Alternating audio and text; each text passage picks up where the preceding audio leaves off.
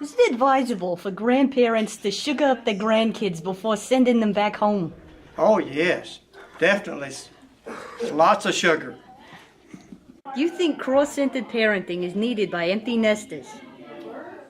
Oh, yes, because you never cease being a parent. Even though they might be out of the house, they still call with questions, they still ask advice.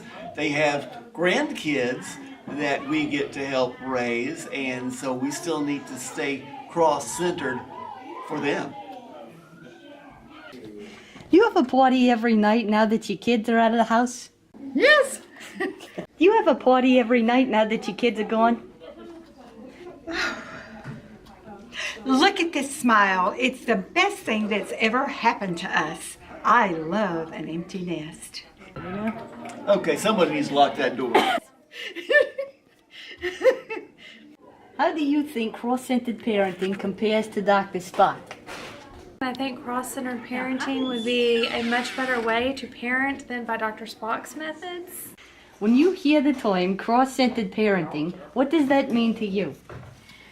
To me, that means parenting in light of God, the principles that God has set forth in the Bible, and trying to be a Christ-like example for your children. So, cross-centered, Bible-centered, Christ-centered parenting will get you further down the road. When you hear the term cross-centered parenting, what does that mean to you?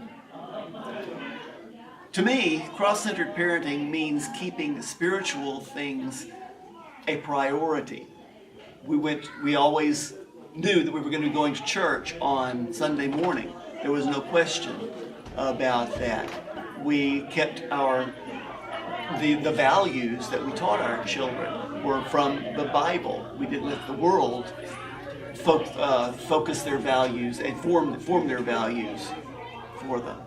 I think it means raising children that have a heart to serve the Lord and a desire to serve the Lord.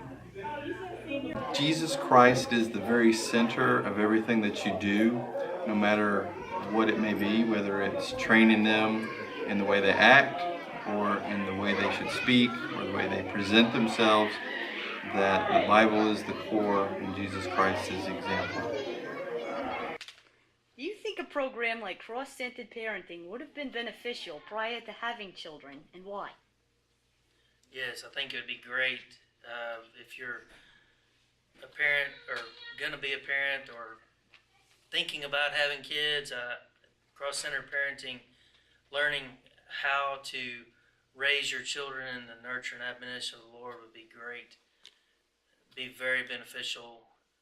I know, and before we had kids, we sought counsel from some Christians about how to raise our children, and it did help us tremendously.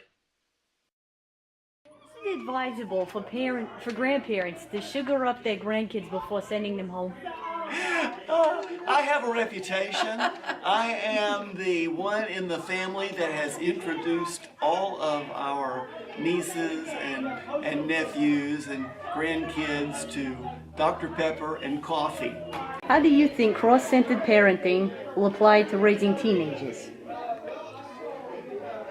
Well, as we've just got started with that in the last couple of years, it applies a little bit more, and it's not so much how you do it as the example that you set before them. That you have to live so much more before them. When they're young, you can tell them what to do, and they will pretty much obey and listen.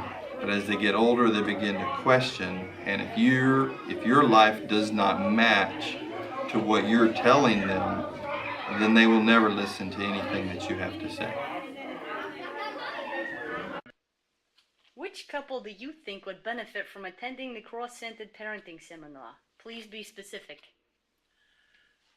Well, I think the Souls family, I think they would very well benefit from this.